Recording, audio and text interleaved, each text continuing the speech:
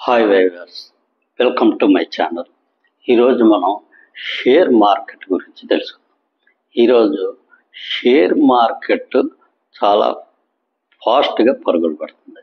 Share market develop అయితే దేశం develop అయినట్టేనా? Share మార్కెట్కి దేశం డెవలప్మెంట్కి ఏమైనా లింక్ ఉందా? ఈ విషయాల గురించి కొద్దిగా బ్రీఫ్గా మనం చర్చిద్దాం. సపోజ్ ఈరోజు చాలా మందికి తెలియదు ఇన్కమ్ ట్యాక్స్ అనేది దీని మీద వేస్తారు. యాక్చువల్గా ఇన్కమ్ ట్యాక్స్ అనేది రెండు రకాలు. ఒకటి corporate tax, personal tax. Personal tax అనేది అందరికీ తెలిస్తే ఇండివిజువల్గా వేస్తారు. ఈరోజు కార్పొరేట్ అనే వాళ్ళు ట్యాక్స్లు ఎలా కడతారు? కార్పొరేట్ అనేవాళ్ళు వాళ్ళకు వచ్చే లాభాల్లోని అన్ని విధాల ఖర్చులు పోను పూర్తిగా మిగిలిన అమౌంట్ మీదే వాళ్ళు ట్యాక్స్ కడతారు. కానీ పర్సనల్ ట్యాక్స్ అలా కట్టరు. పర్సనల్ ట్యాక్స్ అనేది మనం సంపాదించుకునే డబ్బు మీదే ట్యాక్స్ కడతాం. కానీ కార్పొరేట్లు అలా కట్టరు. వాళ్ళు అన్ని రకాల ఖర్చులు పోను వాళ్ళు పర్సనల్ ట్యాక్స్, ఇన్కమ్ ట్యాక్స్ కడతారు. అంటే ఇక్కడ మన షేర్ మార్కెట్ అనేది షేర్లు ఎలా పెరుగుతాయి అంటే, ఏదైనా ఒక కంపెనీ ఒక షేర్ వాల్యూ పెరిగిందంటే జనరల్గా సామాన్య మానవుడు అనుకునేది ఏంటంటే ఆ కంపెనీలో బాగా లాభాలు వస్తున్నాయి, ఆ లాభాలు రావడం వల్ల ఆ కంపెనీ యొక్క షేర్ వాల్యూ పెరుగుతుందని. ఇది కొంతవరకు నిజమే. కానీ ప్రతిసారి అన్ని విధాలుగా వాళ్ళు లాభం ఎలాగ వస్తుంది? మనం జనరల్గా సామాన్య మానవుడు అనుకునేది ఏంటంటే ఒక కంపెనీ ఉంది, దానికి లాభాలు వస్తాయంటే వాళ్ళ సేల్స్ బాగున్నాయి, వాళ్ళ బిజినెస్ బ్రహ్మాండంగా జరుగుతుంది, దానివల్లే వాళ్ళ షేర్ వాల్యూ పెరిగింది, దానివల్ల వాళ్ళకి బాగా లాభాలు వస్తున్నాయి. ఇది కొంతవరకు మాత్రమే నిజం. చాలా కంపెనీలు అన్నిట్లోనే అదే తరహా జరుగుతుందంటే జరగకపోవచ్చు. కంపెనీ లాభాల పెరగడానికి ఎన్నో విధాల కారణాలు కూడా ఉంటాయి. మీకు ఈరోజు ఒక సింపుల్గా చెప్తాను. దాదాపు 1990-91 వరకు కార్పొరేట్ ట్యాక్స్, ఇన్కమ్ ట్యాక్స్ ఎంత ఉండేదంటే దాదాపు 45% ఉండేది ఇన్కమ్ ట్యాక్స్ రేట్. ఈరోజు సగానికి పడిపోయింది. అంటే ట్యాక్స్ రేట్ పూర్తిగా సగానికి వచ్చేసింది. దీనివల్ల కార్పొరేట్ లాభాలు పెరిగి షేర్ మార్కెట్ పెరిగితే దానికి వల్ల మనకు ఉపయోగం ఏమన్నా ఉందా? సపోజ్ ఈరోజు ఉన్న ట్యాక్స్ ఒక 5% తగ్గించామనుకోండి, ఆటోమేటిక్గా 5,000 పాయింట్ల 10,000 పాయింట్ల సెన్సెక్స్ పెరిగిపోద్ది. కానీ దానివల్ల దేశం ఏమైనా బాగుపడినట్ట? కాబట్టి ఇక్కడ నేను చెప్పదలుచుకున్నది ఏంటంటే షేర్ మార్కెట్ పెరిగితే దానివల్ల దేశం డెవలప్ అవుతుంది అనుకోవడం చాలా పొరపాటు. ఈరోజు మన గ్రోత్ రేటు దాదాపు 7-7.2% ఉందని అనుకున్నాం. అంటే ప్రపంచంలో ఫాస్టెస్ట్ డెవలప్ అవుతున్న కంట్రీ. ఇది సరిపోతుందా? దాదాపు 143 కోట్ల జనాభా ఉన్న మన దేశంలో దాదాపు 7% గ్రోత్ రేట్ ఉంటే సరిపోతుందా? మిగతా కంట్రీస్తో కంపేర్ చేసుకుంటే మనకు బాగా ఉండొచ్చు. కానీ ఇదే గ్రోత్ రేట్ చైనా డెవలప్ అవుతున్న టైంలో యావరేజ్ మినిమం 10% ఉండేది. మనకి ఇప్పుడు అలాగ లేదు. అంటే మనం ఇక్కడ గ్రోత్ రేట్ పెరగాలంటే ఓన్లీ షేర్ మార్కెట్ పెరిగితే సరిపోదు. యాక్చువల్గా ఫండమెంటల్స్ బాగా పెరగాలి.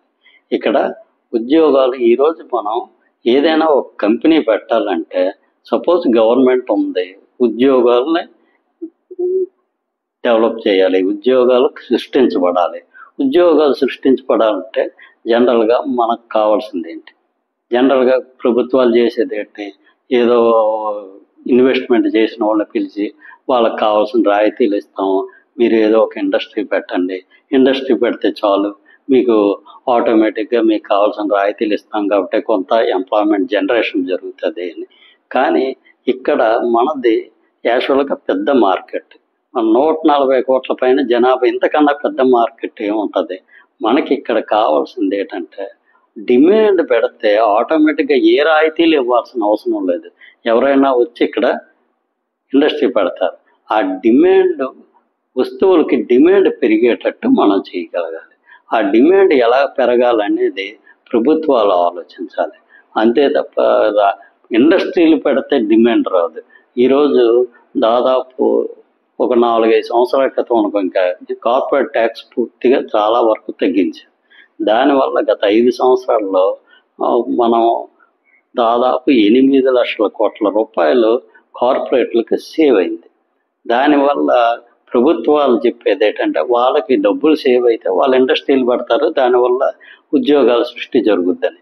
కానీ ఈ 8 లక్షల కోట్ల రూపాయలు వాళ్ళు సేవ్ అయిన తర్వాత కొత్తగా ఎన్ని ఉద్యోగాలు సృష్టించబడ్డాయి నాకు తెలిస్తే చాలా తక్కువ ఉద్యోగాలు సృష్టించబడ్డాయి.